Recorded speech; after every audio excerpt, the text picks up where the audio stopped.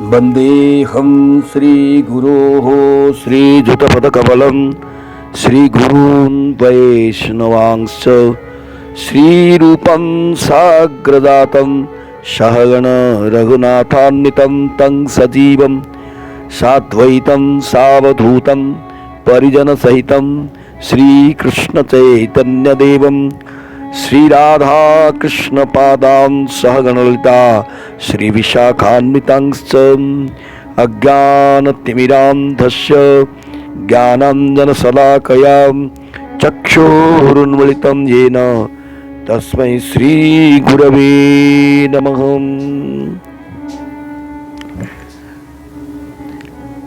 श्री वेद अपौरुषीय शास्त्र है। इसके द्वारा ही परतत्व परमानंद रसघन पर ब्रह्म का स्वरूप ज्ञान प्राप्त किया जा सकता है। वेद का पूर्व भाग कर्मकांड परक है और उत्तर भाग उपासना ज्ञान परक है। उत्तर भाग की मीमांसा करने वाले भाग ही वेदांत दर्शन कहलाता है। इसमें अति थोड़े शब्द में परब्रह्म के स्वरूप का सांगोपांग निरूपण किया गया है। इसीलिए इसे श्री ब्रह्म सूत्र भी कहा जाता है। इस प्रकार समस्त शास्त्रों का महत्वपूर्ण शिरोमणि शास्त्र है यह श्री वेदांत दर्शन। इसमें जीव जगत के परमतम साध्य एवं प्राप्त पुरुषार्थ का प्रतिपादन किया गया है। यही कारण है कि विभिन्न मनीषी आचार्यों ने इस पर अपने अपने भाष्य लिखकर अपनी संप्रदाय का आचार्यत्व लाभ किया है। उपनिषद, श्री गीता तथा ब्रह्मसूत्र ये तीनों प्रस्थान त्रयी के नाम से प्रसिद्ध हैं। प्रस्थान त्रयी में श्री ब्रह्मसूत्र का सर्वोपरि स्थान है। विशेषकर भगवत अवतार श्री व्यासदेव के रचित होने से सर्वत्र समादृत और पूजनीय है। श्री वेदांत दर्शन में 4 अध्याय हैं। प्रत्येक अध्याय के 4 पाद हैं।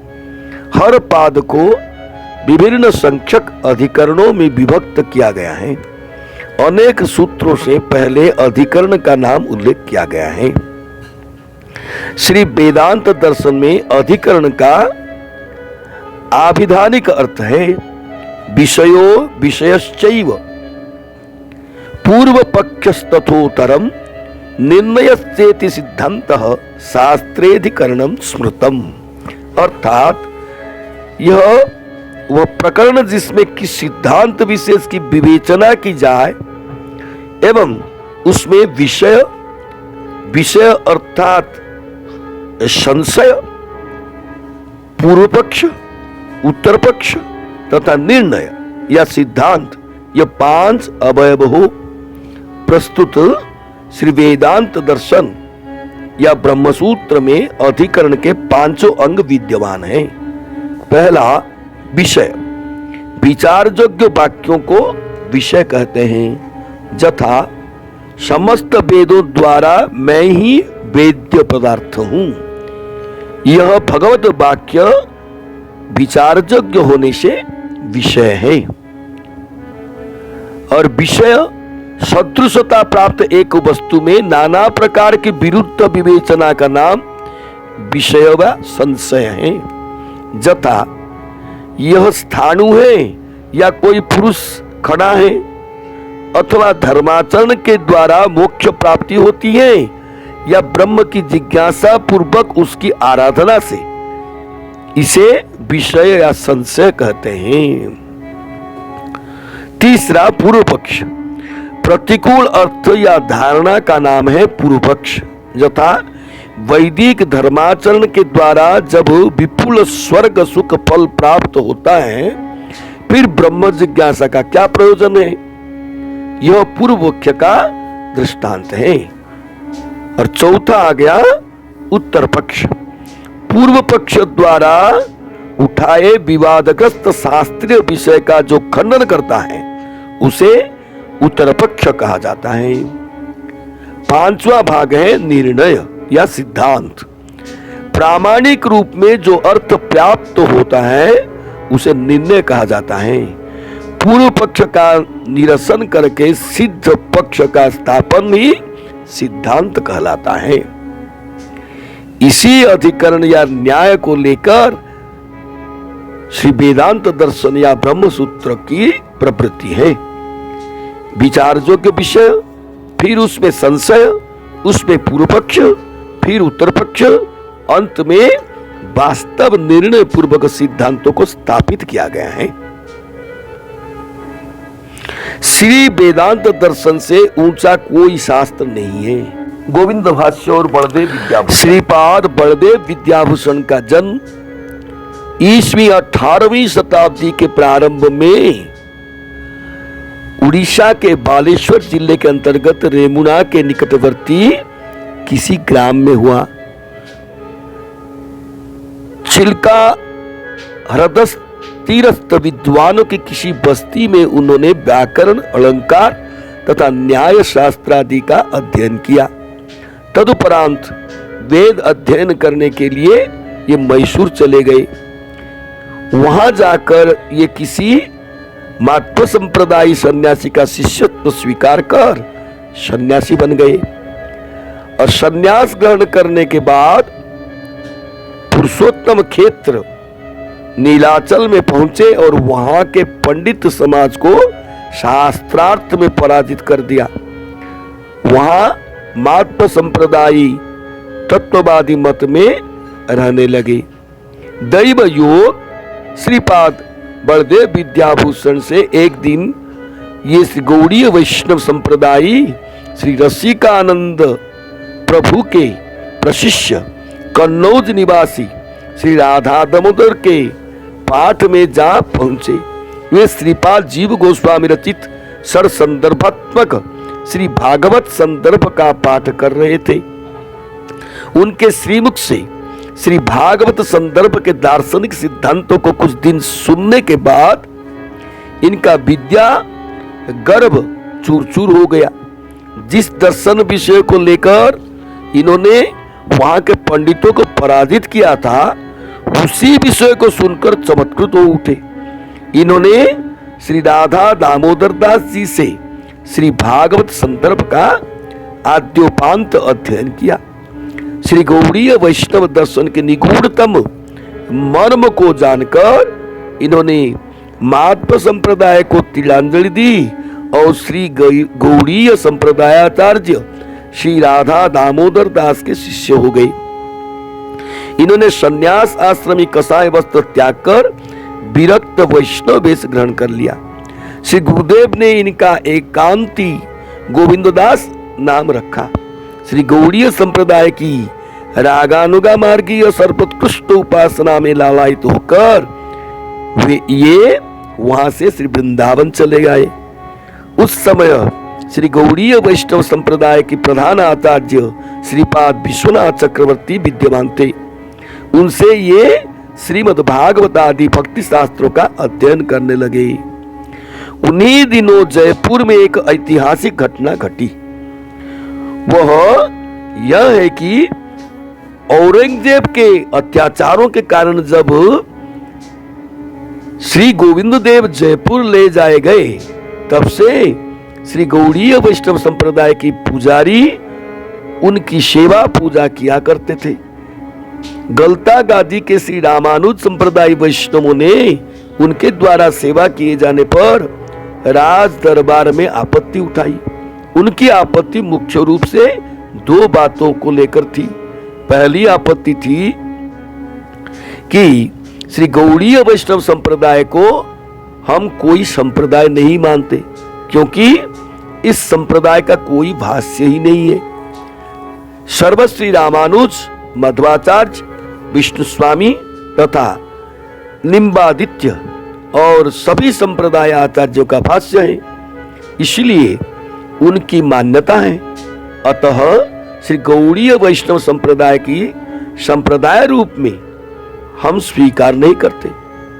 दूसरी आपत्ति वह थी कि गौड़ीय वैष्णव पुजारी मंदिर में पहले श्री गोविंद देव की पूजा आरती करते हैं, बाद में श्री नारायण की। ये श्री नारायण की अपेक्षा श्री गोविंद देव को प्रधानता देते हैं।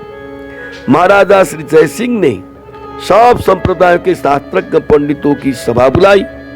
उन्होंने घोषित किया, यदि गौड़ीय वैष्णव संप्रदाय के पंडित अपनी संप्रदाय सिद्ध नहीं कर सकते तो उन्हें जयपुर और वृंदावन के सभी मंदिरों को सेवा से हटा दिया जाएगा।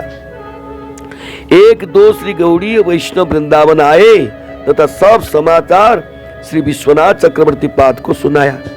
वे बहुत वृद्ध थे, इसलिए उन्होंने अपने प्रधान सुयोग्य शिष्य श्री बलदेव विद्याभूषण को जयपुर जाकर श्री गौड़ीय वैष्णवों का प्रतिनिधित्व करने की आज्ञा दी।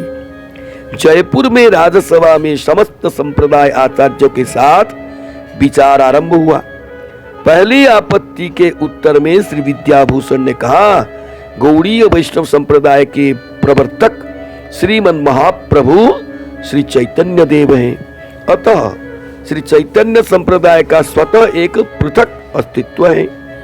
श्री श्री रूप सनातन आदि गौड़ीय गोस्वामीगण उनके पार्षद हैं जो इस संप्रदाय के गुरु हैं। इसीलिए श्री चैतन्य संप्रदाय का नाम भी ही श्री गौड़ीय वैष्णव संप्रदाय है।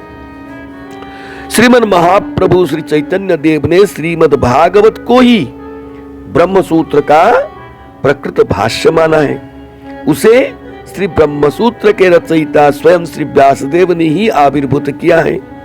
इसलिए श्री चैतन्य संप्रदाय में स्वतंत्र भाष्य की आवश्यकता ही नहीं समझी गई। श्री बलदेव विद्याभूषण ने वेदांत दर्शन के एक एक विषय को उठाकर अपने स्वतंत्र सिद्धांत स्थापित कर सब संप्रदाय पंडितों को निरुत्तर कर दिया। उनमें माध्व संप्रदाय विद्वान भी थे, परंतु दुराग्रही व्यक्ति के सिर पर तो अहंकार का भूत सवार रहता है। वह कब किसी को न्यायोचित युक्तिशास्त्र संगत तर्क का मानता ही नहीं। अतः सबने भाष्य उपस्थित करने का ही हट किया।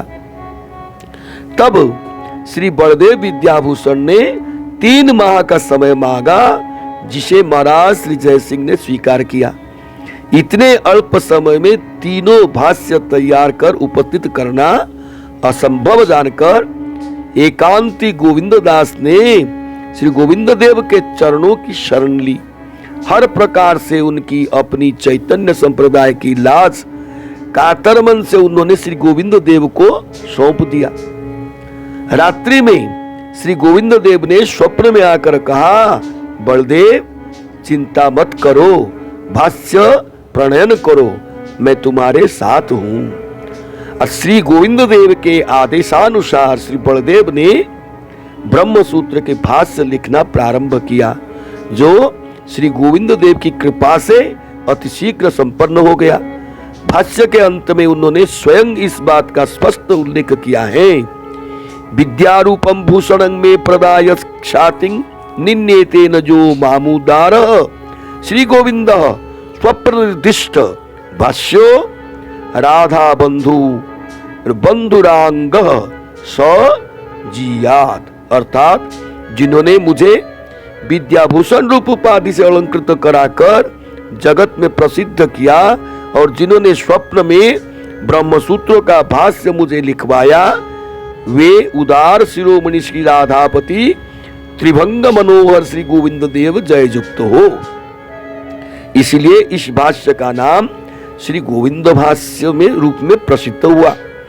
इसके बाद श्री बलदेव विद्याभूषण ने श्रीमद् भगवद गीता तथा उपनिषदों का भी भाष्य संपन्न किए। सब कार्य के समय पर समाप्त होने पर महाराजा श्री जय सिंह की उपस्थिति में समस्त संप्रदाय पंडित समाज के सामने भाष्य उपस्थित किए गए। सब संप्रदाय आचार्य तथा महाराज आश्चर्यचकित रह गए। श्री बलदेव की सराहना किए बिना वे न रह सके। श्री महाराज ने उन्हें विद्याभूषण की उपाधि से अलंकृत किया। श्री माध्व संप्रदाय पंडितों सहित समस्त संप्रदायाचार्य ने मुक्त कंठ से श्री चैतन्य संप्रदाय को एक स्वतंत्र संप्रदाय के रूप में मान्यता दी। इस ऐतिहासिक सत्य घटना को सुनकर आज भी श्री गौड़ीय संप्रदाय को माध्व संप्रदाय के अंतर्भुक्त मानने वाले लज्जा के मारे मुंह ऊंचा नहीं उठा सकते, परंतु दुराग्रहवश अपना हट नहीं छोड़ सकते। दूसरी आपत्ति तो अपने आप निरस्त हो गई। तभी से आज तक जयपुर में श्री गोविंद देव तथा वृंदावनीय देवालयों में श्री चैतन्य संप्रदाय वैष्णव द्वारा ठाकुर सेवादि चली आ रही है।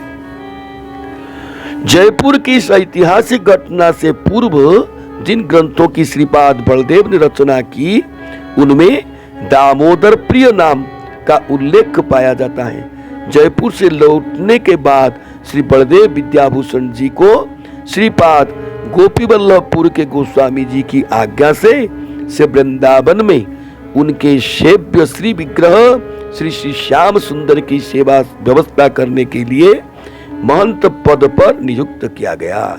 इस कार्य को करते हुए उन्होंने शेष जीवन श्री वृंदावन में व्यतीत किया।